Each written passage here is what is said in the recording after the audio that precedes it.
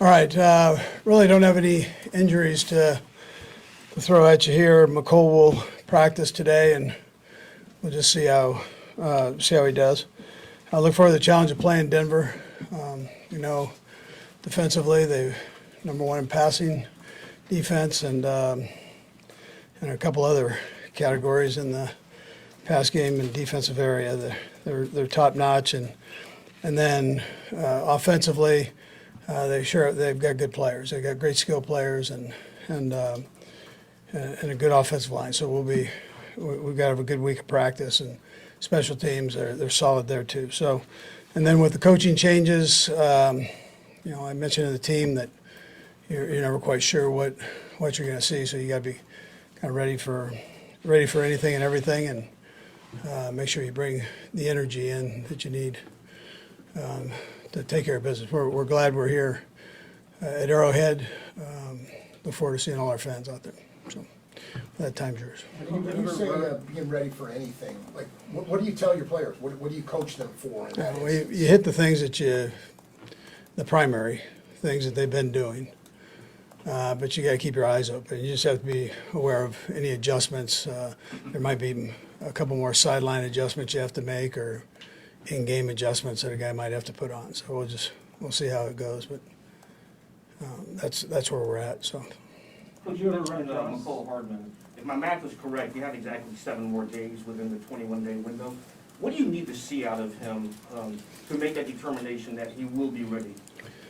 Yeah, so as the week went on, he got a bit tired and sore, and I think that was good. He worked his way through what he needed to get through, and now it's a matter of getting him in a game. And so I presume, unless there's a setback, I presume he'll be there. But that's where we're at right now. Have you ever run across Jerry Roseburg and ever had a chance to meet him and talk to him? I have.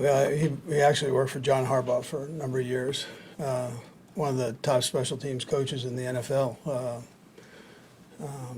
and a good football coach, period. But he was a tremendous special teams coach. Good guy.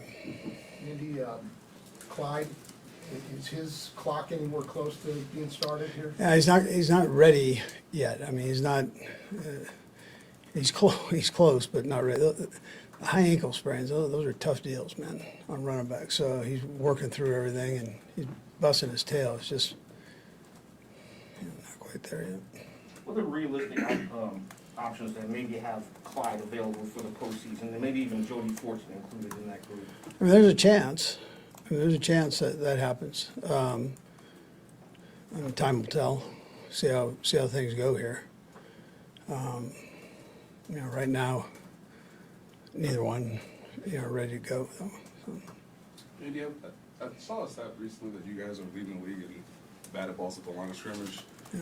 How much is that practiced and worked on, and how much of that is just kind of understanding the down and this is a situation and obviously being prepared for that if you don't get home? Yeah, Joe covers that. If you're not able to quite get to the quarterback, get your hands up, at least one, and and try to bat the ball down. And so that's part of his repertoire of things that he does in there with them. But it's been very successful. And I know before George kind of went on this sack thing that he's going, he had a few batted balls in there, which were big for us. And Carlos likewise. Yeah, but I was going to follow up and say Carlos is known for that. How much does his addition and his play style might just permeate to the rest of the guys, especially someone like George? Yeah, sure. Well, they know the history of him doing it.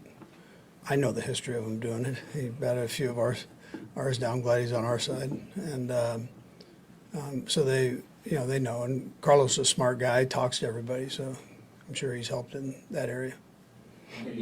Your roster, kind of add on question here. Your roster's turned over a lot since Patrick became the starter. He'll probably turn over again a bunch more times while he's here.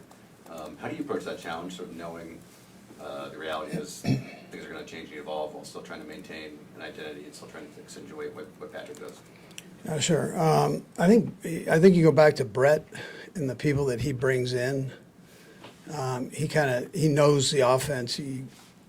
grew up in the profession with this offense, in the NFL with this offense. So he has a pretty good feel of what needs to be fitted in there, and how guys, even though they might not have been in the scheme, but they have certain qualities there that would work for us. So, and then, Pat's ability to kind of welcome everybody in. Kelsey welcomes everybody in. Those are now Patrick's become one of the old vets, but Kelsey's been the oldest vet, and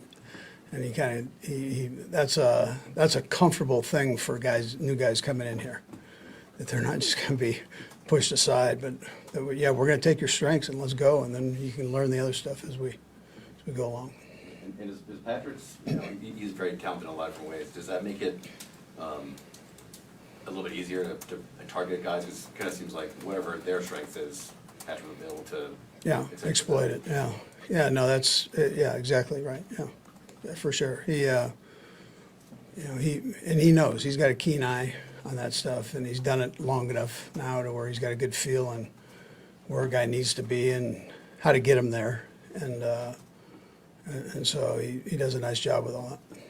Are there certain things that you try and layer in? I mean, you guys obviously have clinched a playoff spot at minimum, but are there certain things you try and layer in over the last couple weeks, last week, that you feel like you want to see in action before the postseason? Yeah, I'd like to see all three phases playing well. I mean, that's, we have one phase play well and another one that doesn't, or two of them play well and another one doesn't. So when you get to that point, I mean, you want that every game, but we're there now. So we're in the last two games of the season. So you got to start making sure you're reaching your A game there. Coach, a couple more. What do you think has led to this late season surge for Jerick McKinnon, and how important has a player has he become for you here? Yeah, he kind of did this same thing last year. I mean, he's a seasoned veteran. He knows, and he's had good people that could get in and play and spot him and so on. But I would tell you this, from a professional standpoint, he's phenomenal. His study habits, and then for your question, taking care of his body. He is meticulous about how he goes about that.